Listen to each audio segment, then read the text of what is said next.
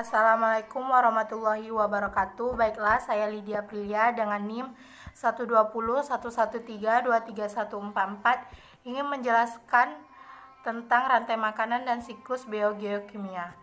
Rantai makanan adalah proses makan dan dimakan antar makhluk hidup yang mana di dalamnya ada yang berperan sebagai produsen, konsumen, dan dekomposer atau penguraian.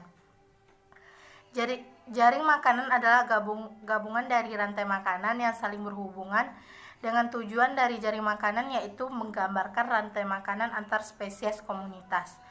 Proses rantai makanan yang pertama yaitu produsen. Produsen ini mampu membuat makanannya sendiri. Contohnya yaitu tumbuhan hijau. Yang kedua adalah konsumen. Konsumen ini bergantung pada makhluk hidup lainnya. Konsumen juga tidak dapat memproduksi makanannya sendiri. Konsumen ini terbagi menjadi 3. Yang pertama yaitu konsumen premier yang pemakan produsen dan tumbuhan. Disebut juga dengan herbivora. Contohnya saja sapi dan kelinci. Yang kedua yaitu konsumen sekunder yang sumber makanannya dari tingkat trofik 2. Ini diisi oleh hewan herbivora. Contohnya tikus. Konsumen yang ketiga yaitu konsumen tersier atau pemakan konsumen 2 dan seterusnya disebut dengan konsumen puncak. Biasanya konsumen puncak ini tidak bisa dimakan oleh hewan lainnya. Contoh konsumen puncak ini yaitu singa, buaya, dan elang. Baiklah, selanjutnya yaitu jenis-jenis rantai makanan. Yang pertama yaitu perumput. Rantai makanan ini dimulai dari tumbuhan sebagai produsen tingkat trofik pertama. Contohnya rumput yang dimakan oleh belalang. Yang kedua yaitu rantai makanan parasit. Rantai makanan ini hidup tapi merugikan organisme lainnya. Contohnya kerbau dan kutu kerbau. Kerbau sebagai penghasil darah untuk kutu. Yang ketiga yaitu rantai makanan detritus. Detritus memposisikan detrivator sebagai produsen. Yang keempat yaitu rantai makanan sporofit dimulai dari penguraian jasad makhluk hidup yang telah mati. Selanjutnya yaitu siklus biogeokimia. Siklus biogeokimia merupakan perpindahan unsur-unsur kimia melalui makhluk hidup dan lingkungan abiotik seperti tanah dan air. Siklus dalam pembentukan daur biogeokimia yang pertama yaitu penguapan, yang kedua yaitu infiltrasi, dan yang ketiga permukaan air. Fungsi siklus biogeokimia yaitu sebagai siklus materi yang mengembalikan semua unsur-unsur kimia yang sudah terpakai oleh semua yang ada di bumi, baik komponen biotik maupun abiotik, sehingga kelangsungan hidup di bumi ini dapat terjaga. Terdapat 5 siklus daur biogeokimia. Yang pertama yaitu daur air atau daur hidrologi. Daur ini merupakan pergerakan air dari bumi menuju atmosfer dan kembali lagi ke bumi yang terjadi secara terus-menerus lalu membentuk sirkulasi. Daur air ini terjadi dengan sinar matahari yang menguapkan air yang ada di laut, sungai, dan danau yang disebut dengan evaporasi. Air tersebut akan menjadi uap air dan naik ke atmosfer menjadi partikel es atau titik-titik air. Hal ini disebabkan karena suhu di atmosfer sangat rendah. Partikel-partikel air ini akan membentuk awan yang dikenal dengan kondensasi.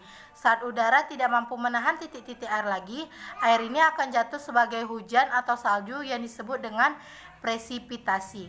Air yang jatuh ini sebagian akan diserap oleh tumbuhan dan tanah, sebagian lagi akan menggenang di permukaan bumi berupa danau atau kolam. Selain itu, sebagian ini akan mengalir ke sungai hingga ke lautan. Yang kedua yaitu daur fosfor. Daur fosfor merupakan pergerakan fosfor dari atmosfer ke bumi dan kembali lagi ke atmosfer yang terjadi secara terus-menerus lalu membentuk sirkulasi. Fosfor memiliki kemampuan untuk membentuk ikatan kimia berenergi tinggi, dan fosfor ini sangat penting dalam transformasi energi pada semua organisme. Daur fosfor ini dimulai dari adanya fosfat anorganik yang berada di tanah, kemudian diserap oleh tumbuhan. Hewan yang memakan tumbuhan akan memperoleh fosfor dari tumbuhan yang dimakannya. Di samping itu, tumbuhan atau hewan yang mati ataupun sisa ekskresi hewan baik urin maupun fases yang ada di tanah oleh bakteri penguraian akan menguraikan fosfat organik yang menjadi fosfat anorganik dan akan dilepaskan ke ekosistem. Selanjutnya yaitu daur sulfur. Daur ini merupakan pergerakan sulfur dari atmosfer ke bumi dan kembali lagi ke atmosfer yang terjadi secara terus-menerus lalu membentuk sirkulasi. Dalam tubuh organisme, balerang merupakan unsur-unsur penyusun protein, sedangkan di alam, baik balerang ataupun sulfur terkandung dalam tanah yang berbentuk mineral tanah dan di atmosfer dalam bentuk gas sulfur dioksida. Gas sulfur dioksida yang berbeda di atmosfer beraksi dengan oksigen dan air dan akan membentuk asam sulfat yang ketika jatuh ke tanah akan menjadi bentuk ion-ion sulfat dan akan diserap oleh tumbuhan untuk menyusun protein dalam tubuhnya. Jadi ketika manusia dan hewan memakan tumbuhan, maka akan terjadi perpindahan unsur balerang dari tumbuhan ke tubuh hewan ataupun manusia. Yang keempat yaitu daur nitrogen. Daur nitrogen merupakan pergerakan nitrogen dari atmosfer ke bumi dan kembali lagi ke atmosfer yang terjadi secara terus-menerus lalu membentuk sirkulasi di alam. Nitrogen terdapat dalam bentuk senyawa organik seperti urea, protein, dan asam nukleat, atau sebagai senyawa anorganik seperti amonia, nitrit, dan nitrat. Nitrogen diperlukan tidak dalam bentuk unsur tetapi persenyawaan, salah satunya atmosfer bumi dan mengandung 78% nitrogen. Daur nitrogen ini terbagi atas beberapa proses antara lain yaitu fiksasi, amonifikasi, nitrifikasi, asimilasi, dan denitrifikasi. Dan yang kelima yaitu daur karbon. Daur ini diawali oleh pemanfaatan CO2 oleh tumbuhan dan dijadikan senyawa organik yaitu glukosa melalui fotosintesis. Selanjutnya, glukosa akan disusun menjadi amilon dan diubah menjadi senyawa gula yang lainnya, lemak, protein, dan vitamin. Pada proses pernapasan tumbuhan dan hewan dihasilkan kembali CO2.